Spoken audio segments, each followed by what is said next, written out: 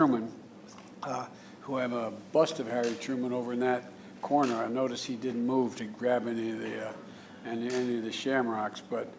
And tonight, Taoiseach, I hope you'll be able to see it at least remotely. We're going to light up the White House in green, to celebrate the deep affection that we Americans have, particularly Irish Americans have, for Ireland and the people of Ireland. And it includes millions of Americans like my great-great-grandfather and my great-grandfather and my grandfather, all of whom were Irish Americans on both sides of the family. My grandfather, Ambrose Finnegan, who was a great football player, American football, and a newspaper man back at the turn of the 20th century, used to always say when he was much older and I'd walk out of his home, he'd say, "Joey, remember, the best drop of blood in you is Irish." I remembered it, I promise you. And because if I didn't, my grandmother, Geraldine Blewett Finnegan, would take me down. And we have a lot of great memories as well in our family, because one of your predecessors I went over. I've been to Ireland many times, but the first time I went to actually go back and look at my roots and meet my family was back when the last year I was Vice President of the United States, and we went both to Mayo, where the Blewetts are from, and Ballina, the city, and we went to County Louth, where the Finnegans are from. And it was a great opportunity for me to show my grandchildren and children and my brother and sister. I joked at the time, but after I left, I wondered why the hell we left in the first place. It's beautiful. It's beautiful. And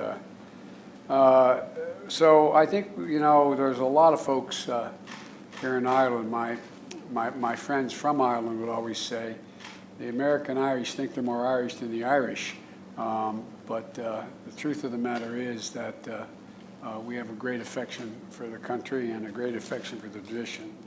And we have Ireland and the United States have a robust agenda that we got to deal with on the substantive side of these issues, Taoiseach, and from combating COVID to strengthening global health security to also discussing our economic cooperation and Ireland's leadership now in the UN Security Council, which we're working together. Our UN ambassador is online with us here, and I just welcome the leadership and your partnership. And my view, and the view of my predecessor, of the Obama-Biden administration on the Good Friday agreements. We strongly support them, think it's critically important to be maintained.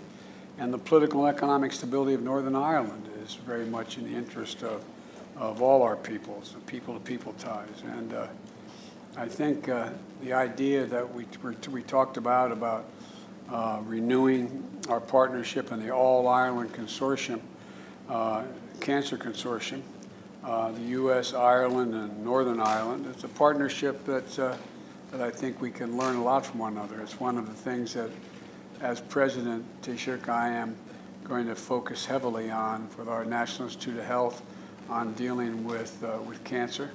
We've all been victims of it in terms of our families. We all know what it's like, and we're going to make major investments in NIH and cancer research and development, and I'm looking forward to working together. As a matter of fact, my relatives in Mayo just dedicated Loretta, one of my cousins, headed up the hospice effort for cancer, not just cancer, but hospice in Ireland. And they just dedicated a new significant facility to my son, Beau Biden, who died of cancer. And so everything between Ireland and the United States runs deep. Taoiseach, our joys, our sorrows, our passion, our drive, and our unrelenting optimism and hope. One of the few quotes that I've been given credit for in my career was I said, but I mean it, maybe it's just my family, I said, we Irish are the only people who are nostalgic for the future. And I think we are. It's a great opportunity for you and I to get to talk a little bit. So I'm looking forward to our conversation, and I'm looking forward to getting deeper into discussion about some of the things that are of great mutual interest to both of us. But as we used to say in the United States Senator, Taoiseach, I yield the floor to you. Thank you very much indeed, Mr. President. And could I first of all, again on behalf of the Irish people, through you express my condolences to the people of America and indeed the people of Atlanta and the families of those who were killed and injured in the horrible and very shocking shootings yesterday. And our solidarity is with you, particularly with the Asian American community. We stand together against such mindless acts of violence. And I know, Mr. President, that St. Patrick's Day is very special to you as a proud son of Ireland. Equally, I have to tell you, the people of Ireland are so proud of your election as President of the United States of America. And I can think of no better day for me to have the great pleasure to extend to you their warmest greetings. Thank you. Anachti na féile Padraig Port. Happy St. Patrick's Day.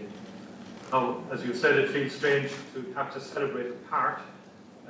As you know well, Irish people love to come together to celebrate our heritage and culture with song, with dance, with parades, with poetry, and with pride. And this year, because of the pandemic, it just simply isn't possible. And here in Ireland, people are marking the occasion in their homes, but they will be thinking especially of their loved ones around the world and sending them best thoughts and wishes. And they will do so in the hope that next year will be better, as I and you believe it will. It will. With each person vaccinated, we move closer to the day when people can meet each other, hug each other, and celebrate again. And I greatly look forward to you being able to visit Ireland, as you have done so many times, and as you said so memorably before. I also hope it will not be long before I can visit the United States again. For now, the bowl of shamrock in front of you is a symbol of the undying friendship between our two countries, a symbol of the good times we have shared and the challenges we have endured, always at each other's side. The green shoots point to the brighter future that I know lies ahead. Building that better future will of course be part of what we discuss today. The policies of our two governments are very closely aligned on the big challenges the world faces. And I look forward to exploring how we can defeat the COVID-19 virus, working together urgently to increase the supply of vaccine for our own people and for people around the world.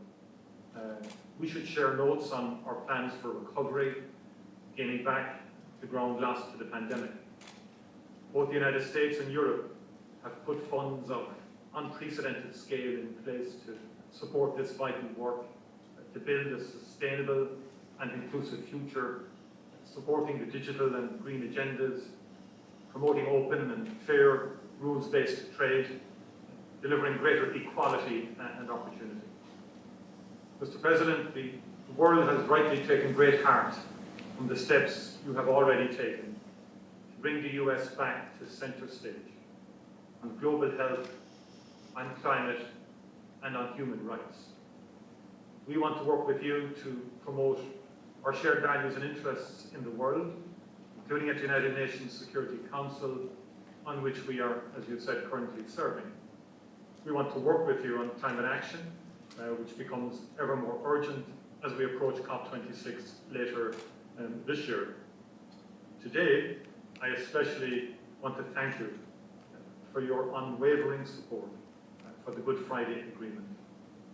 It has meant a lot, and it has mattered, including as we negotiated Brexit. With a new trading relationship now in place between the European Union and the United Kingdom, and a protocol that protects peace and avoid a hard border on this island, I want to move forward with a positive relationship with the United Kingdom. That means standing by what has been agreed and working together to make a success of it. And that in turn then can help maintain peace and promote greater reconciliation on our shared island, goals that I know you support. There are so many areas where the Irish and American people are already working together, and we will celebrate some of them here today. Consortium through which our practitioners and researchers will pool their efforts to defeat cancer, that most pernicious disease. And I know it's very close to your heart in terms of dealing with that. The new initiative to share our poetry and bring it to newer and younger audiences that we will announce today. Mr. President, like you, I am fundamentally an optimist. We have all endured the most difficult year, but alongside the suffering and the loss, we have seen immense compassion, care and courage, especially from our health workers, our educators and our volunteers. We have seen the world's best scientists come together to deliver treatments, vaccines and hope at extraordinary pace. And I say let the same spirit of cooperation now speed and guide our recovery in the year ahead. Thank you, Mr. President. I look forward to our discussion. I look forward to it as well. We're going to let the press talk out.